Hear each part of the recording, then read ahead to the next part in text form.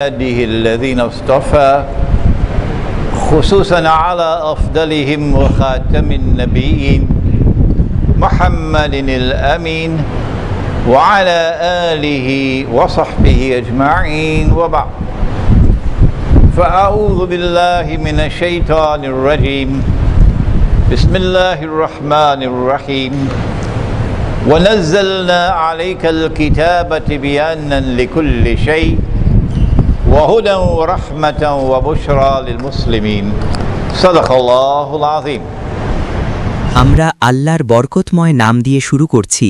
আমরা তার প্রশংসা করি, তার মহাত্ম্য বর্ণনা করি যেভাবে তার প্রশংসা ও মহাত্ম্য বর্ণনা করা উচিত, এবং আমরা তার সকল সম্মানিত রাসূলদের ওপর শান্তি ও বরকত বর্ষণের জন্য দোয়া করছি, এবং বিশেষ করে তাদের মধ্যে সর্বশেষ আমাদের প্রিয় নবী মুহাম্মদ সাল্লাল্লাহু তাআলা আলাইহি ওয়াসাল্লামের ওপর।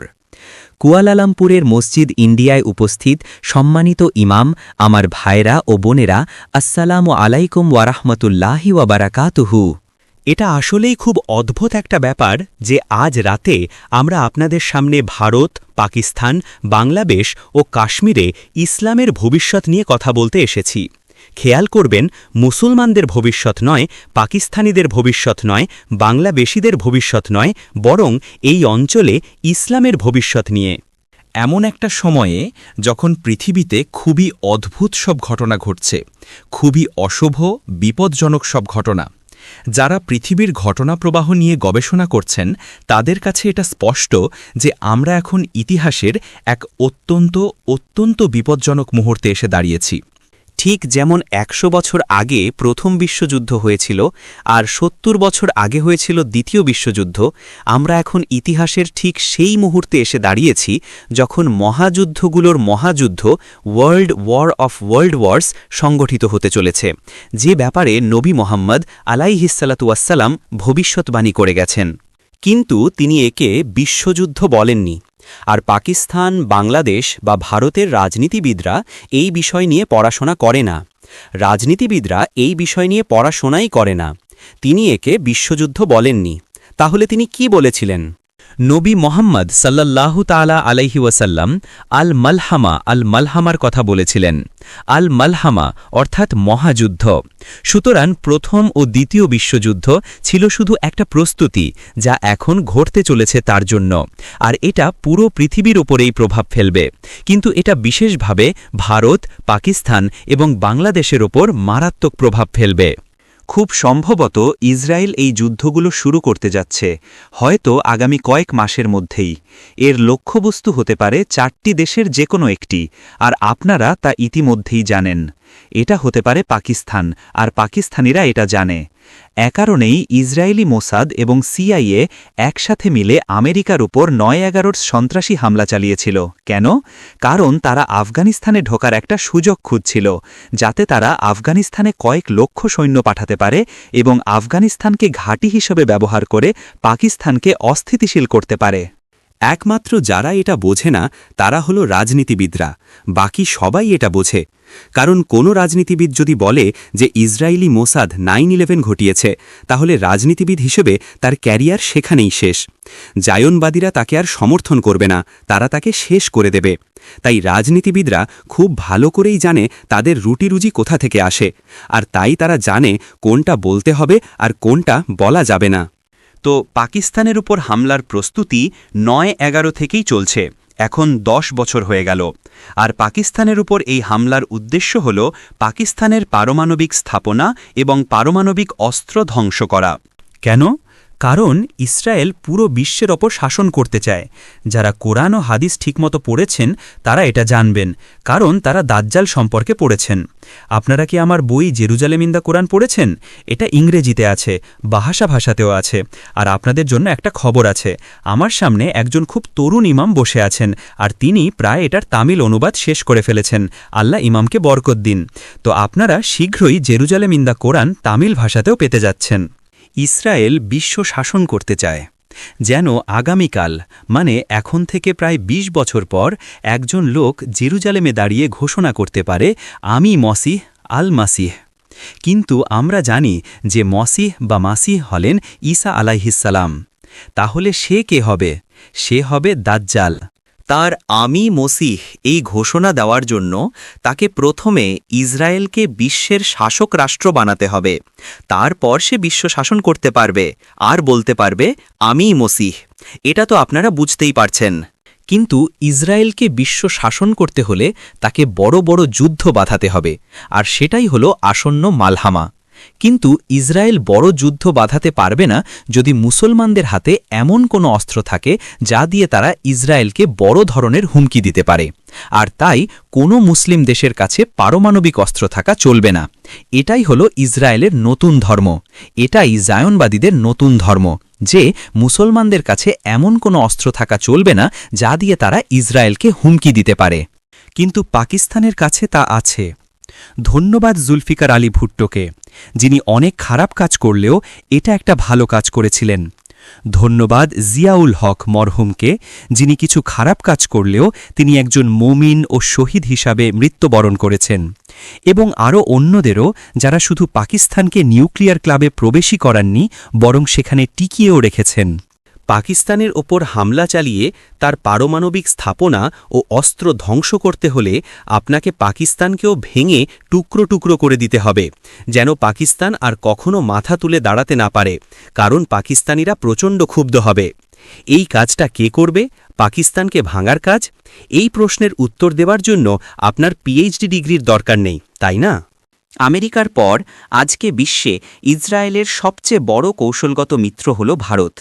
ভারত একসময় ভারতীয় জাতীয় কংগ্রেসের অধীনে একটি ধর্মনিরপেক্ষ দেশ ছিল, কিন্তু এখন ভারত হয়ে গেছে হিন্দু ভারত। গান্ধীর হিন্দু ভারত নয়, এটা অন্য এক ধরনের হিন্দু ভারত। আর এই হিন্দু ভারত এক কৌশলগত মৈত্রীতে ইসরায়েলের সাথে জোটবদ্ধ হয়েছে। আর তাই পাকিস্তানকে পারমাণবিক অস্ত্রমুক্ত করতে এবং তাকে ভেঙে টুকরো টুকরো করে দেওয়ার এই প্রচেষ্টায় ভারত একটি গুরুত্বপূর্ণ ভূমিকা পালন করতে যাচ্ছে। আমার বিশ্বাস ভারতের মুসলমানরা এটা ইতিমধ্যেই জানে, তারা এটা জানে। তো এটা হলো আসন্ন সম্ভাব্য যুদ্ধগুলোর একটি।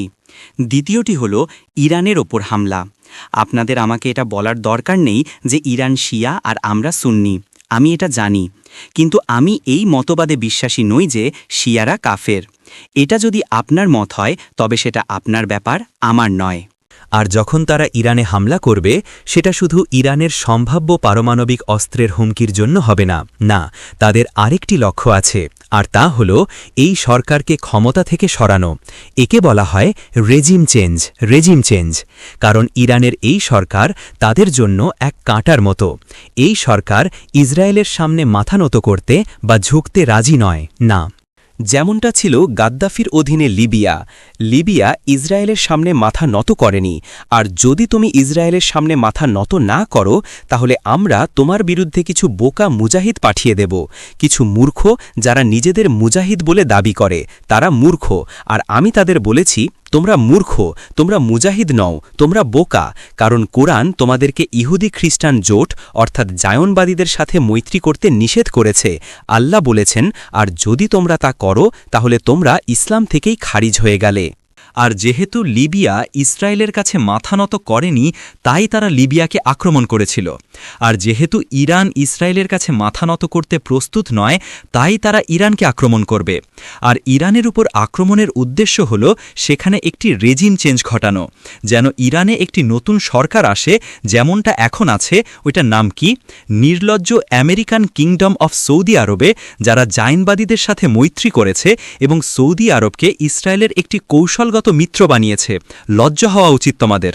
তো এটাই তারা ইরানের সাথে করতে চায়, যেন ইরানের এই সরকারকে হটিয়ে আরেকটি সরকার আনা যায় যা ইসরায়েলের মিত্র হবে। আর তখনই সেই হাদিসটি বাস্তবায়িত হবে। আপনারা জানেন তো যে ইস্ফাহানের ৭০,০০০ ইহুদি দাজ্জালকে অনুসরণ করবে, ইরানের এই সরকারের অধীনে নয়। তৃতীয় সম্ভাব্য যুদ্ধক্ষেত্র হতে পারে সিরিয়া, কারণ তারা শুধু লিবিয়ার মতো সিরিয়ায় রেজিম চেঞ্জ ঘটিয়ে ইসরায়েল বান্ধব সরকার আনতে চায় না, তারা এর চেয়েও বেশি কিছু করতে চায়। ইসরায়েল রাশিয়ার মিত্র, আর আপনারা যদি আমার ইয়াজুজ ও মাজুজ বইটি পড়ে থাকেন তবে জানবেন যে রাশিয়া এবং তার মিত্ররা হল মাজুজ, আর অ্যাংলো আমেরিকান ন্যাটো জোট হল ইয়াজুজ।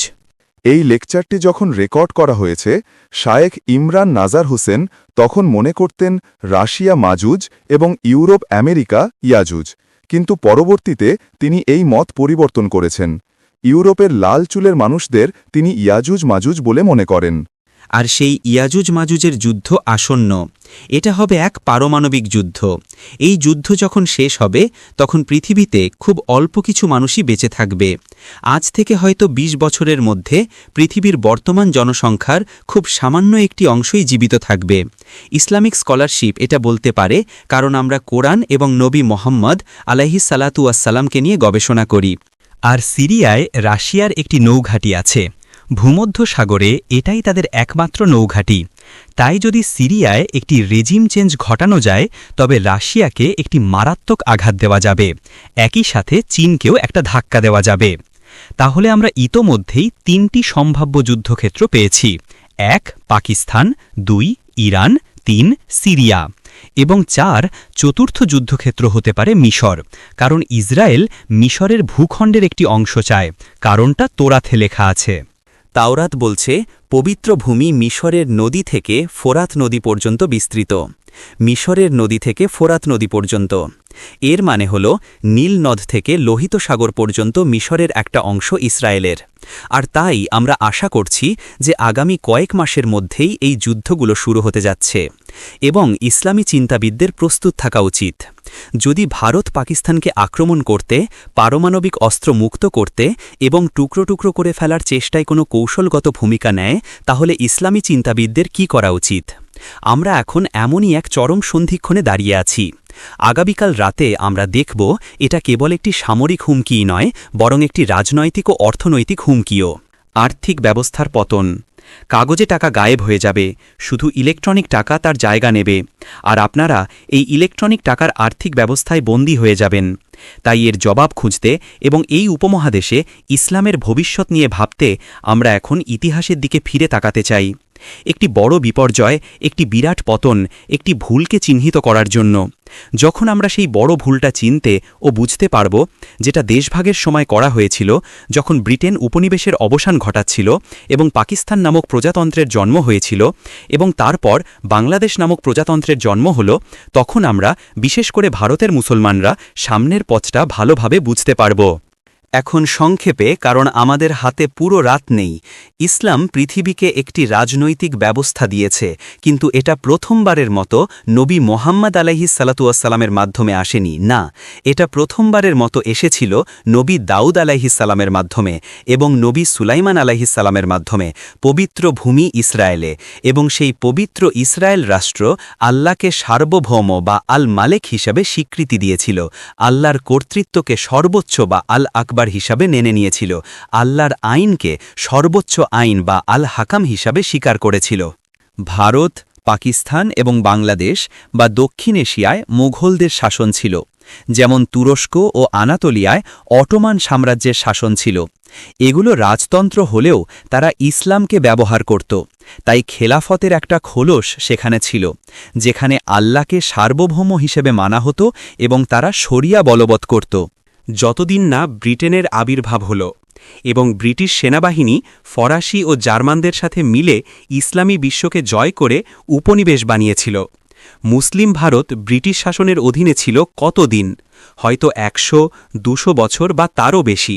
এটা কি কোনো দুর্ঘটনা ছিল? না, এটা ছিল দাজ্জালের কাজ। হ্যাঁ, অবশ্যই, কারণ দাজ্জাল পরিবর্তন আনতে চেয়েছিল।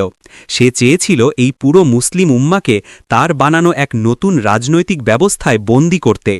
তাই যখন ব্রিটেনের বিদায় নেওয়ার সময় এলো, সেটাও কোনো দুর্ঘটনা ছিল না। না, ব্রিটেন বিদায় নিতে চেয়েছিল, কিন্তু এই শর্তে যে পেছনে যা কিছু থাকবে তা হবে ইউরোপীয় রাজনৈতিক ব্যবস্থার কার্বন কপি। হ্যাঁ, অবশ্যই। তাই আপনারা বলতে পারেন, পাকিস্তান কা মতলব ক্যা, লা ইলাহা ইল্লাল্লাহ। কিন্তু আমি জানতে চাই, দাজ্জাল কেন ওই আম গাছের আড়ালে লুকিয়ে হাসতে হাসতে গড়িয়ে পড়ছে?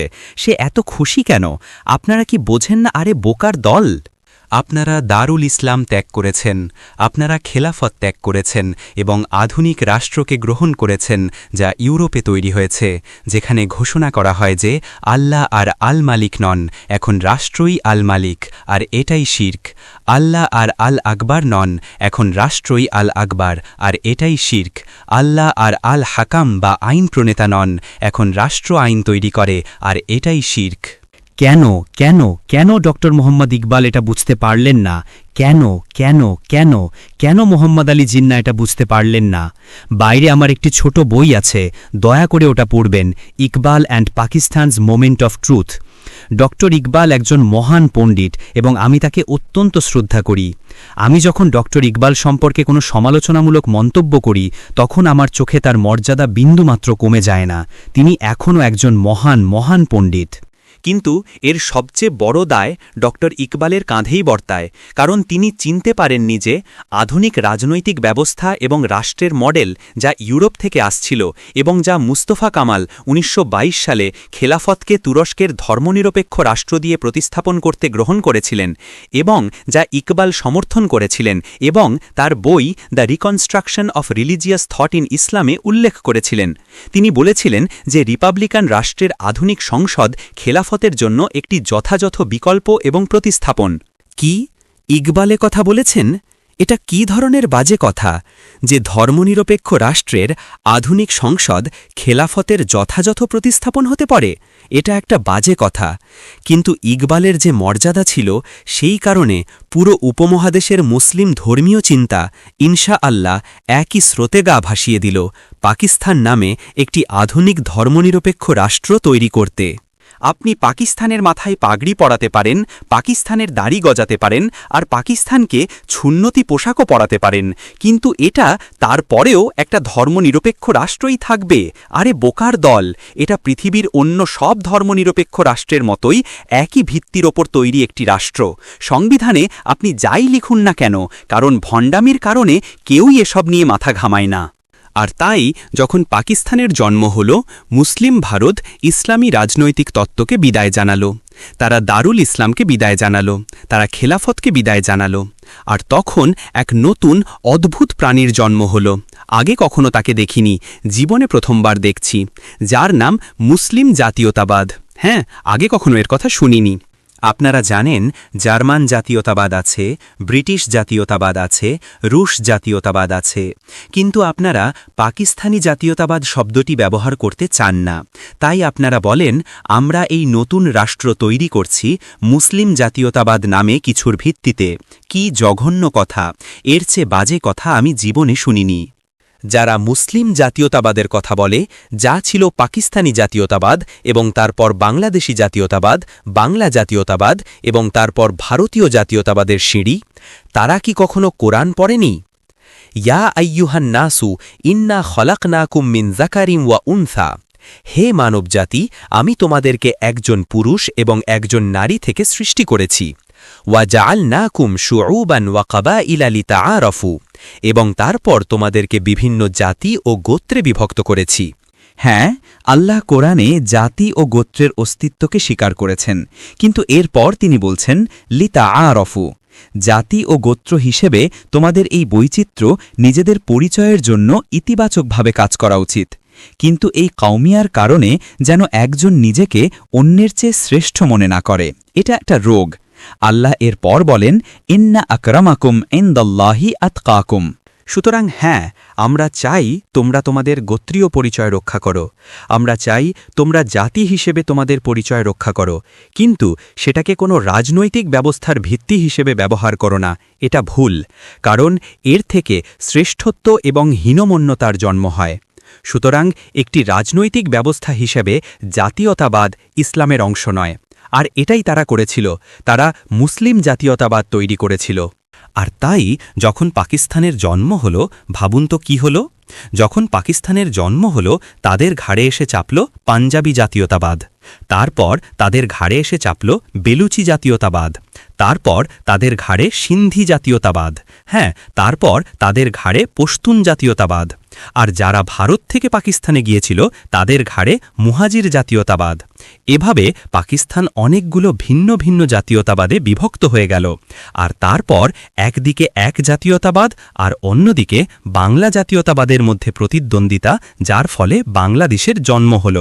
কাজেই পৃথিবীর ওই অংশে যদি ইসলামের কোনো ভবিষ্যৎ থাকে, তবে তা কেবল তাদের জন্যই থাকবে, কেবল তাদের জন্য, খণ্ডকালীন মুসলিমদের জন্য নয়। আর রাজনীতিবিদদের জন্য তো একেবারেই নয়। ভারত, পাকিস্তান, বাংলাদেশ, কাশ্মীরে যদি ইসলামের কোনো ভবিষ্যৎ থাকে তা কেবল তাদের জন্যই থাকবে যারা তৌবা করে আধুনিক ধর্মনিরপেক্ষ রাষ্ট্র থেকে এর শিরক এবং জাতীয়তাবাদ থেকে সরে আসতে পারে এবং খেলাফত প্রতিষ্ঠার সংগ্রামে ও দারুল ইসলামের সংগ্রামে ফিরে আসতে পারে। এটাই ছিল সেই বিপর্যয় যা প্রায় ৬০-৭০ বছর আগে ঘটেছিল, যখন পাকিস্তানের জন্ম হয়েছিল এবং তারপর বাংলাদেশের জন্ম হয়েছিল। যদি আমরা সেই বিপর্যয় থেকে সরে এসে খেলাফত পুনরুদ্ধারের সংগ্রামে ফিরে আসি, তাহলে এটা জেনে মন আনন্দে ভরে উঠবে যে আমাদের আর বেশি দিন অপেক্ষা করতে হবে না।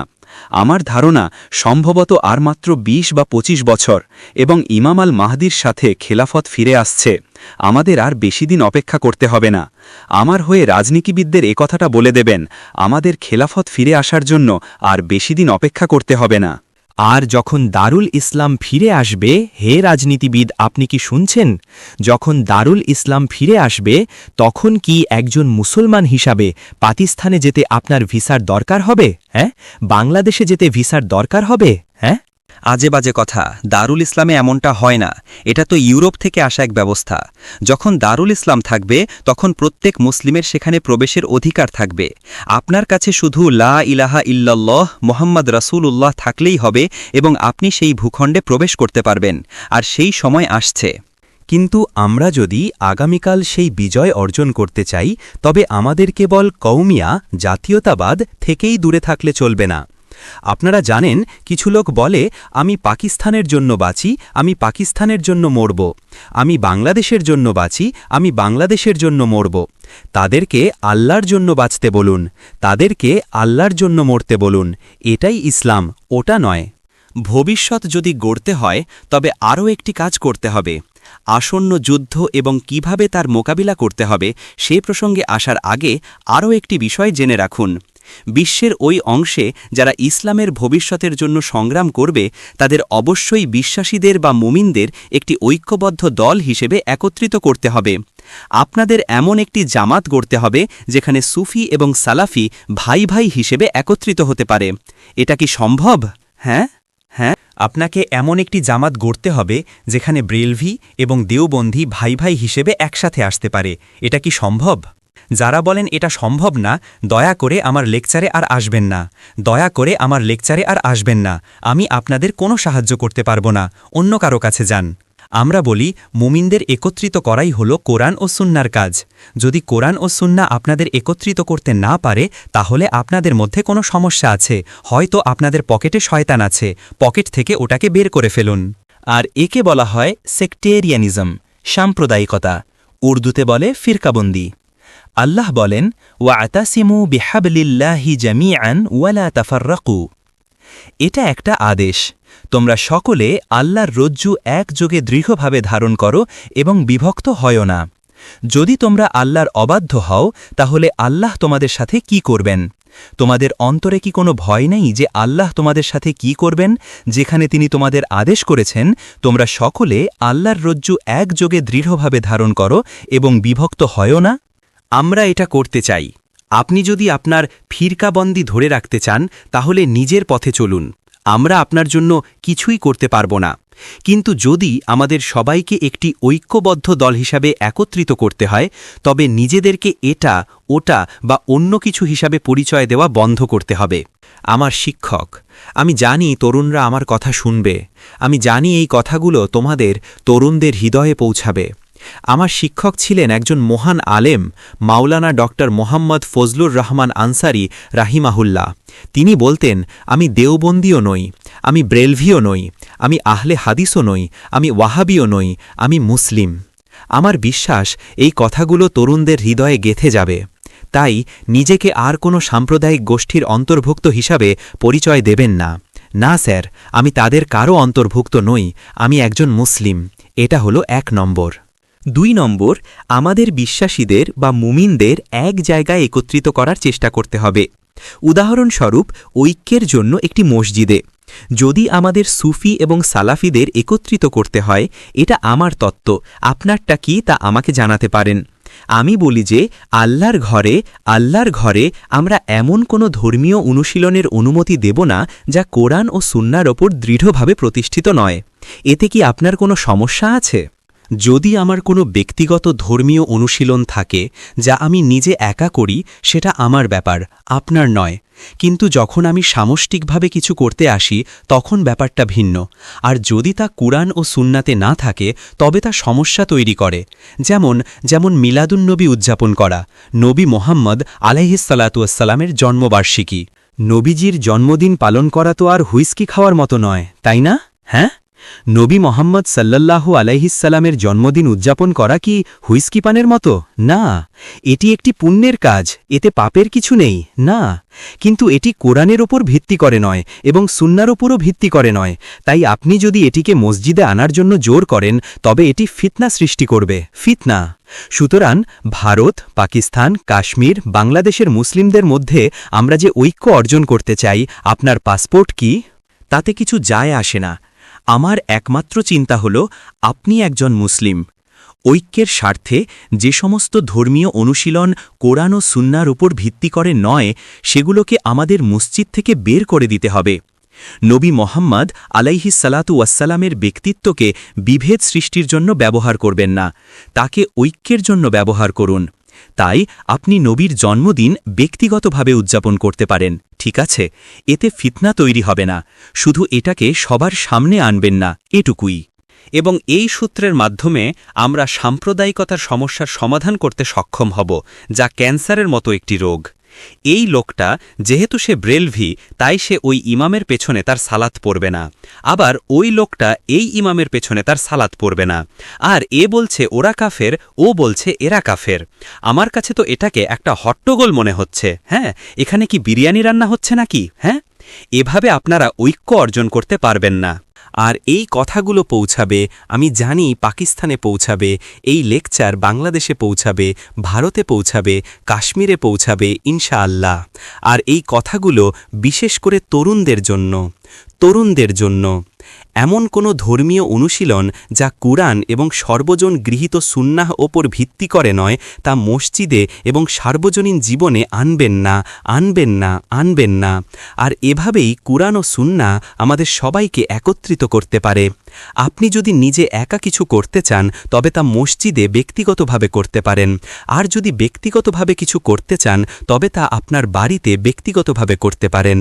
এখন তাহলে আমরা ১ নম্বর বিপর্যয়, খিলাফাহ পরিত্যাগ করা, দারুল ইসলাম ত্যাগ করা এবং ইউরোপ থেকে আসা আধুনিক ধর্মনিরপেক্ষ রাষ্ট্রকে আলিঙ্গন করার বিষয়ে আলোচনা করেছি। ধন্যবাদ ডক্টর ইকবালকে, আল্লাহ তাকে ক্ষমা করুন। তিনি এর স্থপতি। তার কারণে আরও অনেকে বিভ্রান্ত হয়েছে।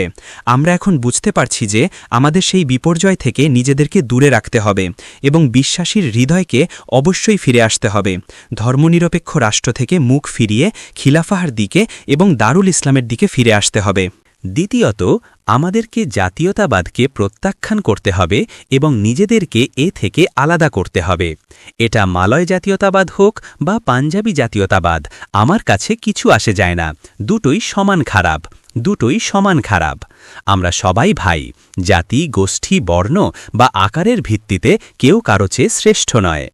এরপর আমরা সাম্প্রদায়িকতার দিকে নজর দিয়েছি এবং আমরা বলেছি এটাও একটা ক্যান্সার। এখন আমরা কি করব? ইসরায়েল আক্রমণ করতে যাচ্ছে, সম্ভবত আগামী কয়েক মাসের মধ্যেই। আর আমেরিকা যুক্তরাষ্ট্রের পর ভারতই হল বিশ্বে ইসরায়েলের সবচেয়ে গুরুত্বপূর্ণ কৌশলগত মিত্র। এটি ভারতীয় মুসলিমদের জন্য এক গুরুতর সংকট তৈরি করেছে এবং আমাদের এই সমাবেশে ভারতীয় মুসলিমরাও বসে আছেন। আর যেহেতু পাকিস্তানের উপর হামলা পূর্ব পরিকল্পিত, আমরা জানি এটা আসছে। আর পরিকল্পনা হল একটি স্বাধীন বেলুচিস্তান তৈরি করা, যা হবে আরেকটি লিবিয়া, একটি জায়নবাদী রাষ্ট্র, এবং সারহাদের কিছু অংশ নিয়ে আফগানিস্তানে যুক্ত করে একটি বৃহত্তর আফগানিস্তান তৈরি করা। পাকিস্তানকে ভেঙে ফেলা হবে। পাকিস্তানের যে অংশকে আজাদ কাশ্মীর বলা হয় সেটাকে নিয়ে নেওয়া হবে এবং নিশ্চিত করা হবে যেন তা ভারতে ফিরে যায়। পাঞ্জাব ও সিন্ধুর কিছু অংশ নিয়ে ভারতের সাথে একীভূত করে ফেলা হবে। এমনকি করাচিকে হয়তো একটি নগর রাষ্ট্র, দ্য সিটি স্টেট বানানো হতে পারে। এরপর পাকিস্তানের যা অবশিষ্ট থাকবে তা হবে ছোট ছোট খণ্ড, যেগুলো ভারত সহজেই নিয়ন্ত্রণ করতে পারবে এবং সেগুলো ভারতের রাজনৈতিক, অর্থনৈতিক, এমনকি সাংস্কৃতিক আধিপত্যের অধীনে থাকবে। যেহেতু আমরা জানি এটা হতে চলেছে, তাহলে আমাদের করণীয় কি? আচ্ছা, আমি যদি বাংলাদেশ বা পাকিস্তানে থাকতাম তাহলে প্রথম যে কাজটা করতাম তা হলো শহর ছেড়ে বেরিয়ে যেতাম, কারণ শহরগুলোতে অরাজকতা দেখা দেবে। খাবার ও পানির সরবরাহ ব্যবস্থা ভেঙে পড়বে, বিদ্যুৎ সরবরাহ বন্ধ হয়ে যাবে। আর এটা ৩ বছর ধরে অবরোধের মধ্যে থাকা সারাইভোর মতো একটা শহরের উপর হামলার মতো নয়, না, সব শহরের মধ্যে করাচি সবচেয়ে বেশি ঝুঁকিপূর্ণ। যদি করাচির পানি সরবরাহ বন্ধ করে দেওয়া হয় এবং ভারত তা করতে পারে, যদি করাচির খাদ্য সরবরাহ বন্ধ করে দেওয়া হয় এবং ভারত তাও করতে পারে, তাহলে করাচির রাস্তায় দাঙ্গা শুরু হয়ে যাবে। আপনারা এটা কেন বুঝতে পারছেন না? সব বড় বড় শহরেই দাঙ্গা হবে, আর শত্রুরা ঠিক এটাই উস্কে দিতে চায়। মানুষ তখন কুকুরের মতো একে অপরকে ছিঁড়ে খাবে, তারা ধর্ম ভুলে যাবে, তারা পশুর মতো জীবনযাপন করবে যখন আপনি পানি পাবেন না, খাবার পাবেন না। তাই আমার পরামর্শ হলো, এবং আমি আশা করি আমার কথাগুলো খুব দেরি হয়ে যাওয়ার আগেই আপনাদের কাছে পৌঁছাবে, আমার পরামর্শ হলো সময় থাকতে শহরগুলো ছেড়ে বেরিয়ে পড়ুন এবং প্রত্যন্ত গ্রামাঞ্চলে থাকার জায়গা খুঁজে নিন, যাতে ভবিষ্যতে যে যুদ্ধগুলো আসছে সেগুলোতে আপনারা টিকে থাকতে পারেন। প্রত্যন্ত গ্রামাঞ্চলে চলে যান, যেখানে আপনারা পানি ও খাবার পাবেন এবং আরও বেশি নিরাপত্তা থাকবে। আর বড় বড় জনগোষ্ঠীর সাথে থাকবেন না, ছোট ছোট দলে বসবাস করুন। আমি একে বলি মুসলিম ভিলেজ বা মুসলিম গ্রাম। এবং আপনারা আল্লাহর দয়া, অনুগ্রহ, সুরক্ষা ও করুণা লাভ করার জন্য যেখানেই প্রত্যন্ত গ্রামাঞ্চলে যান না কেন, আপনাদের অবশ্যই আল্লাহর আইন ও তার নির্দেশনা অনুযায়ী একত্রে জীবনযাপন করতে হবে। এটা হবে একটি ক্ষুদ্র খেলাফা, মিনিয়েচার খেলাফা। হয়তো ৫০ বা ১০০টি পরিবার একটি ক্ষুদ্র খেলাফা হিসাবে বসবাস করবে। আর যদি এমন হাজার হাজার লক্ষ লক্ষ কমিউনিটি সারা দেশের প্রত্যন্ত অঞ্চলে ছড়িয়ে থাকে, তাহলে দাজ্জাল তার খাবার হজম করতে পারবে না। দাজ্জালের বদহজম হবে, কারণ দাজ্জাল আপনাদেরকে শহরেই চায়, সেখানেই সে আপনাদের সহজে আক্রমণ করে ধ্বংস করতে পারে, আপনাদের সন্তানদের ধ্বংস করতে পারে। তাই আপনারা যদি গ্রামাঞ্চলে চলে যান, আপনারা নিজেদের রক্ষা করতে পারবেন এবং এই ঝড় থেকে বাঁচতে পারবেন। কিন্তু এই উপায়টা পাকিস্তান ও বাংলাদেশের জন্য ঠিক থাকলেও ঢাকা থেকে বেরিয়ে যান। ঢাকা একটি বসবাসের অযোগ্য শহর, করাচির আগেই ঢাকায় দাঙ্গা শুরু হবে। এটা কি ভারতের মুসলিমদের জন্যেও একই পরামর্শ, যারা একটি আগ্রাসী হিন্দুত্ববাদী ভারত সরকারের চরম রোষের শিকার হতে যাচ্ছে, যারা ইসরায়েলের হয়ে যুদ্ধ করছে? আর তাই তারা ভারতীয় মুসলিমদের সাথে ঠিক সেরকমই আচরণ করতে চাইবে, যেমনটা মার্কিন যুক্তরাষ্ট্র সরকার সেখানে বসবাসকারী মুসলিমদের সাথে করবে। এজন্যই তারা মার্কিন যুক্তরাষ্ট্রে কনসেন্ট্রেশন ক্যাম্প তৈরি করছে। আপনারা কি এটা জানেন? তারা মার্কিন যুক্তরাষ্ট্রে কনসেন্ট্রেশন ক্যাম্প বানাচ্ছে। তাই ভারতের মুসলিমরা ভয়াবহ এক উভয় সংকটের মধ্যে আছেন, আর আমি জানি না তাদের জন্য আমার কাছে যথেষ্ট পরামর্শ আছে কিনা। প্রথমেই আমাকে বলতে হবে যে শহর ছেড়ে প্রত্যন্ত গ্রামাঞ্চলে চলে যাওয়া এবং নিজেদের খাবার ও পানির ব্যবস্থা নিশ্চিত করা, এই পরামর্শটুকু ভারতের মুসলিমদের জন্য যথেষ্ট নয়। না, এটা পাকিস্তান বা বাংলাদেশের জন্য কাজ করতে পারে, কিন্তু আমার মনে হয় না এটা ভারতে কাজ করবে। তাহলে ভারতের মুসলিমদের কি করা উচিত? আমি বিশ্বাস করি ভারতের মুসলিমদেরকে ব্যক্তি হিসাবে নয়, বরং একটি জনগোষ্ঠী হিসাবে নিজেদের রক্ষা করার উপর প্রাথমিক গুরুত্ব দিতে হবে। আর তাই ভারতের মুসলিমদের বিশাল সংখ্যায় একত্রিত হতে হবে, এমন বিশাল সংখ্যায় যেন কেউ যদি আপনাদের আক্রমণ করতে আসে, তাকে ২০ জন লোক নিয়ে এলে চলবে না, তাকে ২০,০০০ সেনা নিয়ে আসতে হবে আপনাদের আক্রমণ করার জন্য। আমি বিশ্বাস করি ভারতের মুসলিমদেরও বড় শহরগুলো থেকে বেরিয়ে আসা উচিত। হ্যাঁ, কারণ বড় শহরগুলোতে শুধু দাঙ্গাই হবে না, দাজ্জাল সেখানে জৈবিক যুদ্ধ, বায়োলজিক্যাল ওয়্যারফেয়ার শুরু করবে। একসময় এটাকে প্লেগ বলা হতো, এখন বলা হয় মহামারী, এপিডেমিক্স।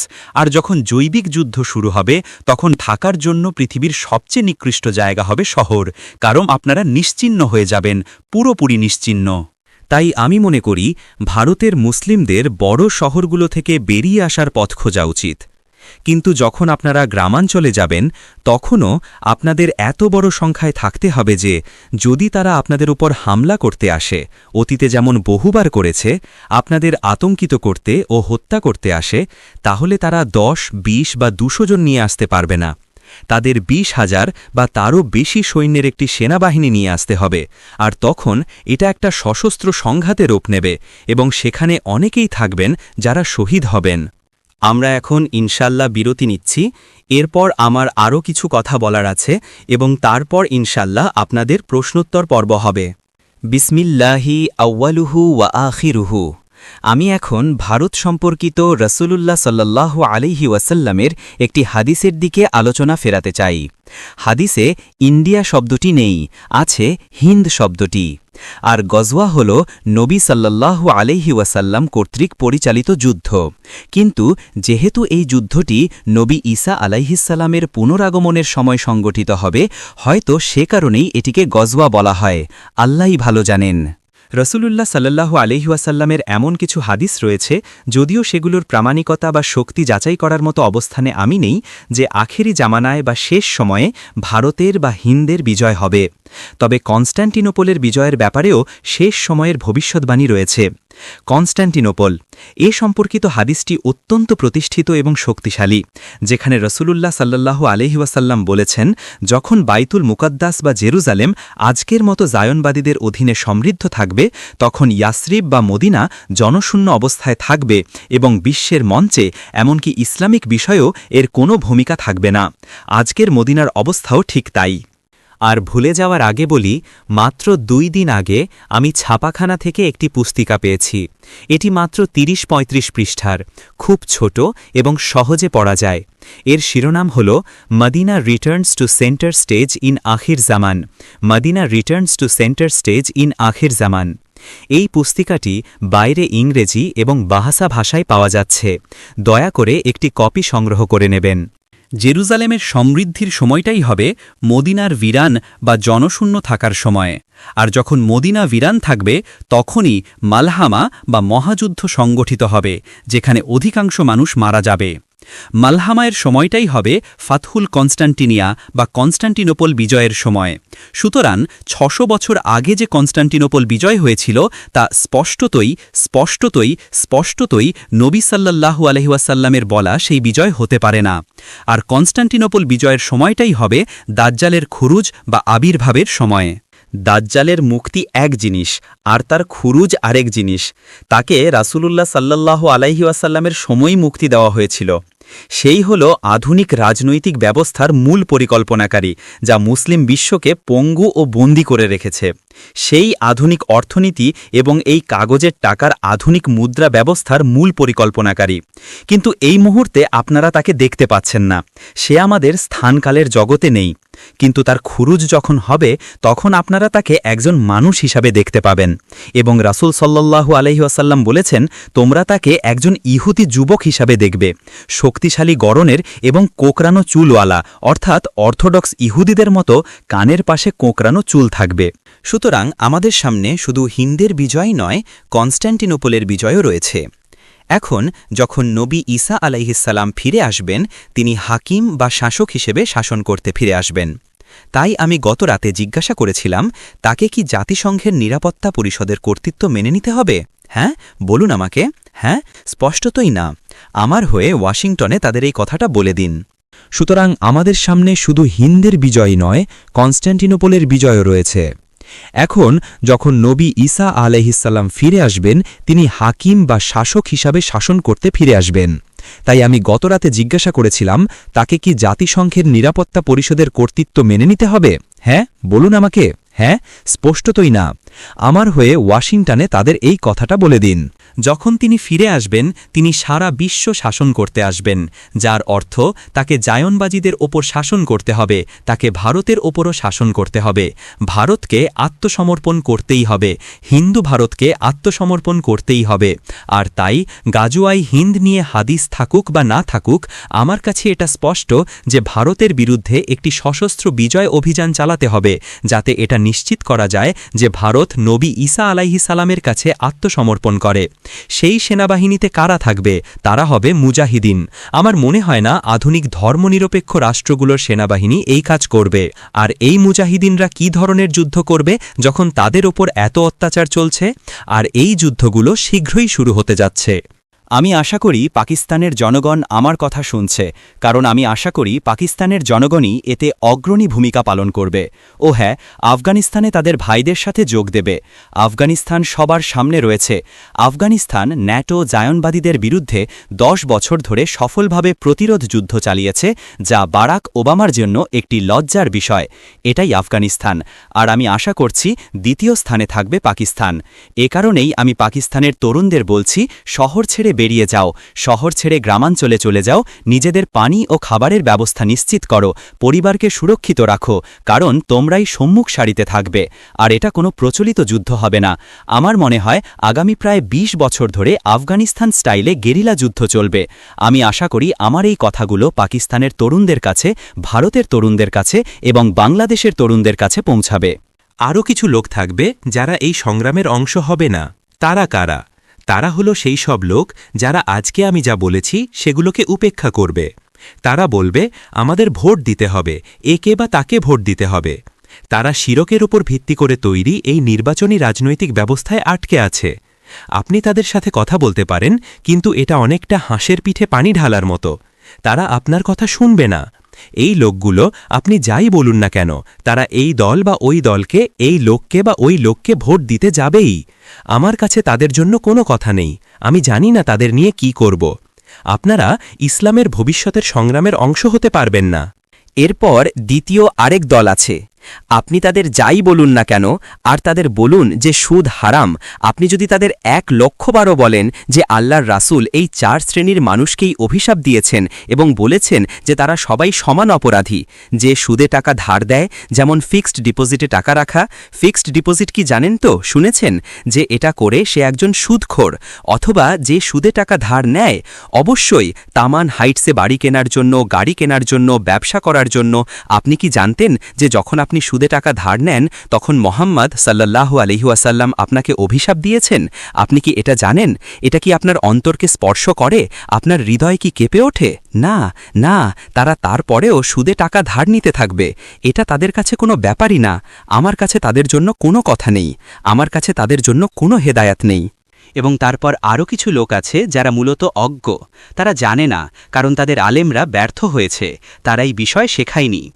আমরা তাদের বলি যে এই যে টাকা আমরা ব্যবহার করছি তা দাজ্জালের কাছ থেকে এসেছে, এবং তারা আপনার দিকে এমনভাবে তাকায় যেন আপনি মঙ্গল বা শুক্র গ্রহ থেকে এসেছেন। এই কাগজের মুদ্রা এসেছে দাজ্জালের কাছ থেকে। এই কাগজের মুদ্রার উদ্দেশ্য হল আপনাদেরকে দাসত্বে নিয়ে যাওয়া। তারা এটা বুঝতে পারে না, তারা এই বিষয়টি নিয়ে পড়াশোনা করেনি, কিন্তু তারা ডাও জোন্সের ডলার কামাতে চায়। ও হ্যাঁ, প্রচুর টাকা কামাতে চায়, ইসলামিক ব্যাংকের উপদেষ্টা হতে চায়, আরও কত কি। কিন্তু দিনার ও দিরহামের কথা কে ভাবে? পৃথিবীর কোনো ইসলামিক ব্যাংক কি কখনো সেই মুদ্রা ফিরিয়ে আনার জন্য সামান্যতমও চেষ্টা করেছে? সেই মুদ্রা যা কোরআনে আছে, যা সুন্নাতে আছে, দিনার এবং দিরহাম, কেউই না। সুতরাং আপনি যদি এই বিষয় নিয়ে পড়াশোনা করতে না চান, যদি আমাদের কথায় কান না দেন যে এই কাগজের টাকা এবং এর বদলে যে ইলেকট্রনিক টাকা আসছে তা ভুয়া, প্রতারণাপূর্ণ এবং হারাম, এবং এটি দাসত্বের দিকে যাওয়ার একটি টিকিট, তাহলে আমি আপনার জন্য কি করতে পারি? আমি আপনাকে কোনো পথ দেখাতে পারবো না। আপনি আগামী 20 বছর পাকিস্তান, বাংলাদেশ বা ভারতে জুলুমের বিরুদ্ধে সশস্ত্র প্রতিরোধের অংশ হতে পারবেন না, যেমনটা আজ আফগানিস্তানে হচ্ছে। নবী সাল্লাল্লাহু তাআলা আলাইহি ওয়াসাল্লাম কি বলেননি? হাদিসটি কি? বক্তা এখানে হাদিসের উৎস উল্লেখ করেননি। আমি আর বেশি সময় নেব না। হয়তো পাকিস্তানের লোকেরা কখনো এই হাদিস পড়েনি। ফাতিমার সময়ে, বেনজিরের সময়ে, আমি জানি না বাংলাদেশের বোনদের নাম খালিদা এবং শেখ মুজিবের কন্যা। তিনি সাল্লাল্লাহু তাআলা আলাইহি ওয়াসাল্লাম বলেছেন, যে জাতি একজন নারীকে তাদের শাসক হিসেবে বেছে নেয় তারা কখনো সফল হতে পারে না। তবুও পাকিস্তান আইয়ুব খানের বিরোধীরা ফাতিমা জিন্নাকে বেছে নিয়েছিল। ফাতিমা জিন্নাকে বেছে নিয়েছিল, ফতুয়া দিয়েছিল যাকে বলা হয় সুবিধাবাদী ফতুয়া। এরপর একই ঘটনা ঘটল বেনজির ভুট্টোর সাথে, আর একই জিনিস ঘটছে বাংলাদেশে। কিন্তু যারা ইসলামের ভবিষ্যতের জন্য সংগ্রাম করবে তারা এমন জাতি হবে না যারা একজন নারীকে তাদের শাসক বানাবে, তাই তারা ব্যাংক থেকে সুদে টাকাও ধার করবে না। তারা এই কাগজের মুদ্রা এবং ইলেকট্রনিক মুদ্রা থেকে বেরিয়ে আসার জন্য সংগ্রাম করবে, কারণ আগামীকাল আর কাগজের টাকা থাকবে না, আগামীকাল শুধু ইলেকট্রনিক মানিই থাকবে। আর একবার তারা আপনার প্রোফাইল জেনে গেলে আপনি আপনার ব্যাংকের টাকা হারাবেন, তারা আপনার অ্যাকাউন্ট জব্দ ফ্রিজ করে দেবে। আপনি কি আমার কাছে অভিযোগ করতে আসবেন? আমি কি করতে পারবো? আপনি তো আপনার টাকা হারিয়ে ফেলেছেন। ব্যাংক যখন আপনার অ্যাকাউন্ট জব্দ করে তখন আপনার কিছুই করার থাকে না, আপনার অ্যাকাউন্টে যা কিছু আছে সব শেষ। হয়তো আমি অ্যাকাউন্ট থেকে টাকাটা তুলে নিতে পারতাম, কিন্তু তোলার মতো কি আছে? হ্যাঁ, এই টাকা এমন টাকা যা আপনি দেখতে পান না, এই টাকা এমন টাকা যা আপনি ছুঁতে পারেন না। কেবলমাত্র একটি গাধাই বলবে যে এটি বৈধ মুদ্রা, আর আজ পৃথিবীতে এ ধরনের গাধার অভাব নেই। তাই ব্যাংক থেকে তোলার মতো কিছুই নেই, আপনি তা তুলতে পারবেন না। আপনি শুধু এক অ্যাকাউন্ট থেকে অন্য অ্যাকাউন্টে তা স্থানান্তর করতে পারবেন, আর যখনই তারা চাইবে আপনার অ্যাকাউন্ট জব্দ করে দেবে, কারণ আপনার সরকার ব্যাংকিং ব্যবস্থা নিয়ন্ত্রণ করে না, জায়নবাদীরাই এই ব্যাংকিং ব্যবস্থা নিয়ন্ত্রণ করে।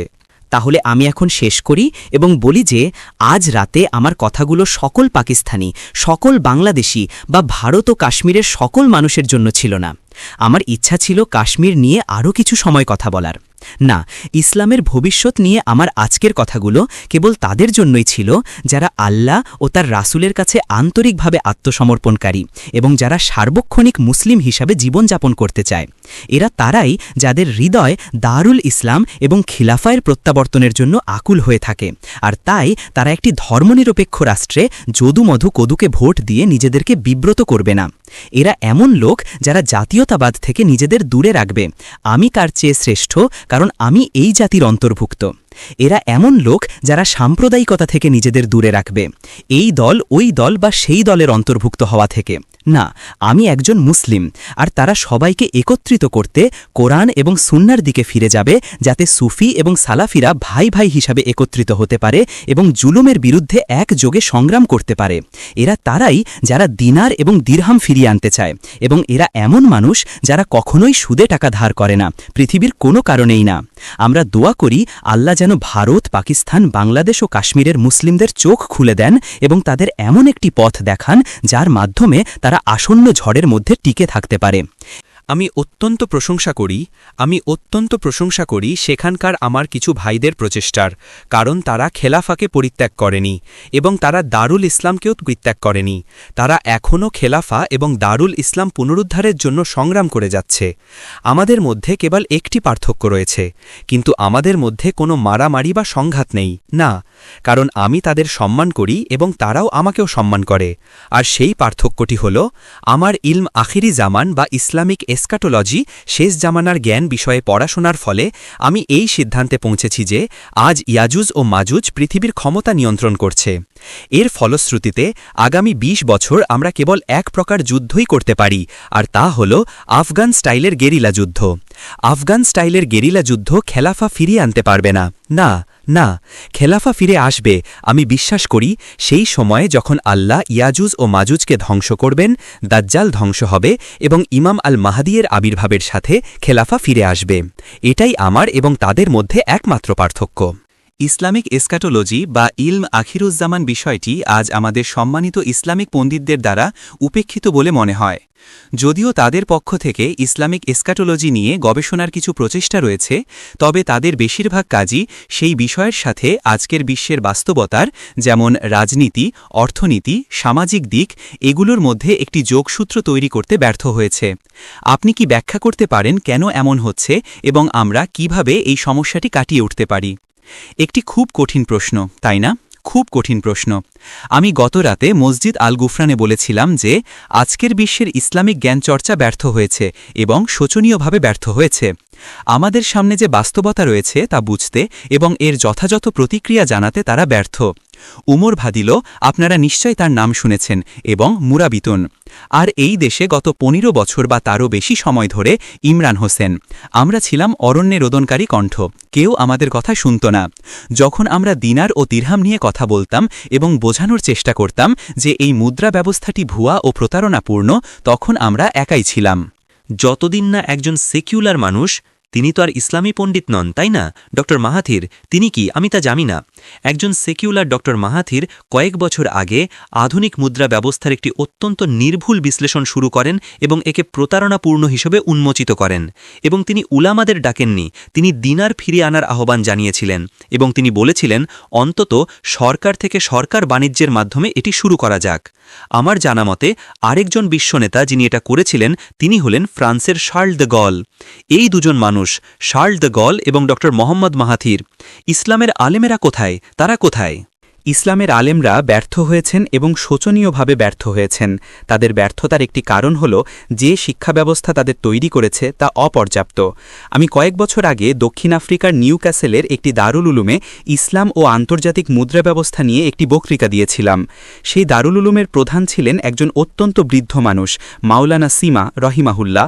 বয়স ৮০ কোঠায় দারুল উলুম নিউক্যাসেল আর মাওলানা সীমা এসে ঠিক আমার সামনে বসলেন সেই বৃদ্ধ মানুষটি এবং ২ ঘণ্টা ধরে আমার বক্তৃতা শুনলেন ইসলাম ও আন্তর্জাতিক মুদ্রা ব্যবস্থার ওপর আমার বক্তৃতা শেষে সেই বৃদ্ধ আমাকে বললেন জানেন এই বিষয়টা আমাদের দারুল উলুমে পড়ানো উচিত তিনি এটাই বলেছিলেন কারণ তিনি বুঝতে পেরেছিলেন যে এটাই সত্য এবং তিনি এটাও বুঝতে পেরেছিলেন যে এটি পড়ানো হচ্ছে না সুতরাং মুফতিরা আন্তর্জাতিক মুদ্রা অর্থনীতি সম্পর্কে জ্ঞান ছাড়াই ফতোয়া দিচ্ছেন আল্লাহ আমাকে যে নিয়ামতগুলো দিয়েছেন তার মধ্যে একটি হল তিনি খুবই দয়ালু ছিলেন আমি প্রথমে ইসলাম নিয়ে পড়াশোনা করি এবং তারপর ২টি বিশ্ববিদ্যালয়ে আন্তর্জাতিক মুদ্রা অর্থনীতি নিয়ে পড়াশোনা করি আর তাই আমি ক্লাসরুমে কোরআনকে সাথে নিয়ে যেতাম অবশ্যই আমার হৃদয়ে আমি কোরআন ব্যবহার করে তাদের মুদ্রা অর্থনীতি বুঝতে সক্ষম হয়েছিলাম আর এভাবেই আমি বিষয়টি ব্যাখ্যা করতে পেরেছি আমাদের আজকের ইসলামী পণ্ডিতরা ব্যর্থ হচ্ছেন আংশিকভাবে কারণ যে প্রতিষ্ঠানগুলো তাদের তৈরি করছে তা অপর্যাপ্ত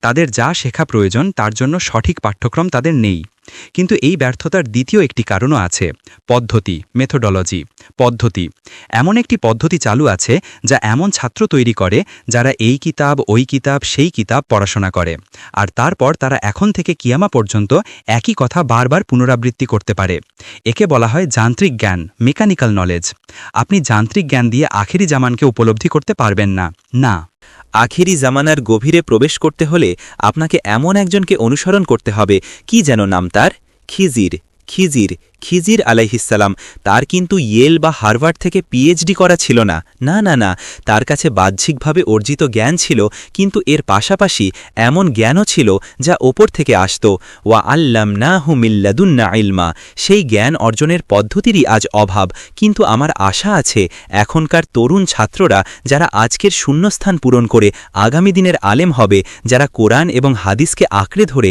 এই বিশ্বকে ব্যাখ্যা করতে পারবে এবং এর বিরুদ্ধে যথাযথভাবে রুখে দাঁড়াতে পারবে ইনশাআল্লাহ আখেরি জামানা নিয়ে নবী আলাইহিসসালাতুওয়াসসালামের কিছু হাদিস এমন আছে যা ধর্মীয় প্রতীকের ওপর ভিত্তি করে তৈরি এবং এগুলোকে আক্ষরিক অর্থে বোঝা যায় না এমনটা কেন এর মধ্যে কি হিকমত বা প্রজ্ঞা লুকিয়ে আছে আল্লাহ তার প্রজ্ঞায় অনেক সময় এমনভাবে হেদায়েত পাঠান যা একদম স্পষ্ট এবং পরিষ্কার যাকে বলা হয় মুহকাম আর কোরআনে এমন আয়াত রয়েছে যেগুলো কোরআনের হৃৎপিণ্ড এবং সেগুলো হলো মুহকামাত অর্থাৎ স্পষ্ট কিন্তু আল্লাহ তার প্রজ্ঞায় কোরআনে এমন আয়াতও পাঠিয়েছেন যেগুলো মুহকামাত নয় সূরা আলে ইমরানের শুরুতে আমার মনে হয় ৩ বা ৪ নম্বর আয়াত হবে আল্লাহ কোরআনের দ্বিতীয় এক প্রকার আয়াতের কথা বলেছেন যেগুলোকে বলা হয় মুতাশাবিহাত আর মুতাশাবিহাত হলো সেই সব আয়াত যেগুলোর ব্যাখ্যা বা তাউইল করা প্রয়োজন আপনার তাউইল লাগবে তাউইল আর এই মুতাশাবিহাতের তাউইল কেবল তারাই করতে পারেন যারা হলেন রাসিখুনা ফিল ইলম অর্থাৎ যারা জ্ঞানে গভীরভাবে প্রতিষ্ঠিত কোনো যান্ত্রিক জ্ঞানে নয় একদমই না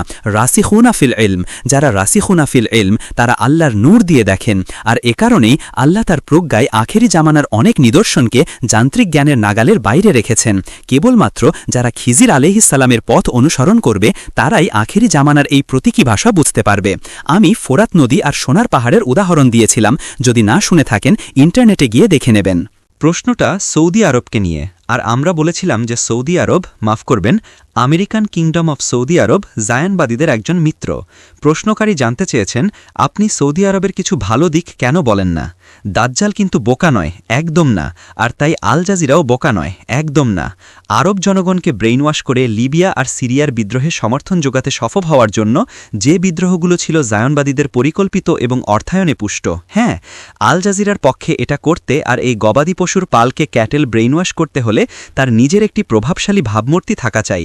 তাই আপনি যদি আল জাজিরা দেখেন, দুঃখিত আমার বাসায় টেলিভিশন নেই তাই আমি এটা দেখি না, আপনি দেখবেন যে তাদের কিছু প্রতিবেদন খুবই চমৎকার, তাদের কিছু অনুষ্ঠানও অসাধারণ, আরব বিশ্বের অন্য সব টেলিভিশন অনুষ্ঠানের চেয়েও ভালো। ঠিক আছে, হারুন ইয়াহিয়ার ক্ষেত্রেও একই ব্যাপার। আপনি যদি তার বই বা তথ্যচিত্রগুলো দেখেন, আমার বিশ্বাস সম্ভবত 100টা দারুল হারুন ইয়াহিয়া আছে, শুধু একটা নয়। আপনি দেখবেন যে সেগুলো অসাধারণভাবে লেখা, মান খুব উঁচু, পাণ্ডিত্যের মান খুবই উঁচু। আপনি যদি অটোমান সাম্রাজ্যের দিকে তাকান, সেখানেও একই জিনিস দেখবেন যে অটোমানরা সৌদি আরবের মতোই অনেক ক্ষেত্রে শরিয়া কার্যকর করেছিল, আর তাই তারা শরিয়া নিয়ে যা করছিল তা দেখে আমরা প্রভাবিত হয়েছিলাম অটোমান সাম্রাজ্যের প্রতি। কিন্তু আসল রহস্যটা হলো আপনাকে 95% এমন কিছু দিতে হবে যা মানুষকে মুগ্ধ করে ফেলবে, যাতে আপনি সবার অলক্ষ্যে 5% খাঁটি বিষ মিশিয়ে দিতে পারেন। কাজেই সৌদি সরকার হয়তো সাধারণ মানুষকে বোকা বানাতে পারবে, কিন্তু আমাদের বোকা বানাতে পারবে না। আপনি যদি ইহুদি খ্রিস্টান জোটের মিত্র হন, তাহলে আল্লাহ সুবহানাহু ওয়া তাআলা কোরআনের সূরা আল মায়েদার 51 নম্বর আয়াতে আপনাকে বলছেন, তুমি তোমার ইসলাম হারিয়ে ফেলেছ। সৌদি নেতৃত্ব ঠিক এই কাজটাই করেছে, তারা তাদের ইসলাম হারিয়ে ফেলেছে। কাজেই তারা যত খুশি শরিয়া প্রয়োগ আর বলবৎ করুক, আর মক্কাকে লাস ভেগাসের মতো বানিয়ে ফেলুক, কিন্তু আল্লাহ ও তার রাসূলের সাথে চরম বিশ্বাসঘাতকতা করার জন্য যে শাস্তি তাদের জন্য অপেক্ষা করছে, তা থেকে কিছুই তাদের বাঁচাতে পারবে না। ঠিক আছে, এটুকুই, শেষ প্রশ্ন হল, তারা কেন পাকিস্তানকে আক্রমণ করতে চাইবে? কারণ পাকিস্তান একটি ধর্মনিরপেক্ষ রাষ্ট্র। আমি আপনাকে উত্তর দিয়েছি। আমি বলেছি জুলফিকার আলী ভুট্টোর প্রচেষ্টার ফলে। যদিও তিনি অনেক খারাপ কাজ করেছেন, কিন্তু তার ভালো কাজগুলোর জন্য আমাদের অবশ্যই তার প্রশংসা করতে হবে। এবং জিয়াউল হক সহ আরও অনেকের প্রচেষ্টায় পাকিস্তান আজ একটি পারমাণবিক অস্ত্রধারী রাষ্ট্র। এটি বিশ্বের একমাত্র মুসলিম দেশ যার পারমাণবিক অস্ত্র রয়েছে।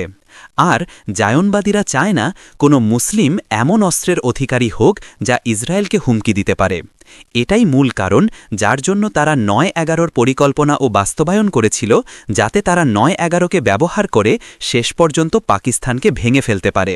৯-১১ তাদেরকে আফগানিস্তানে একটি ঘাঁটি দিয়েছে, আর মুশাররফের মতো লোকদের ধন্যবাদ, যাদের কারণে তারা আফগানিস্তানে নিজেদের অবস্থানকে আরও শক্তিশালী করতে পেরেছে।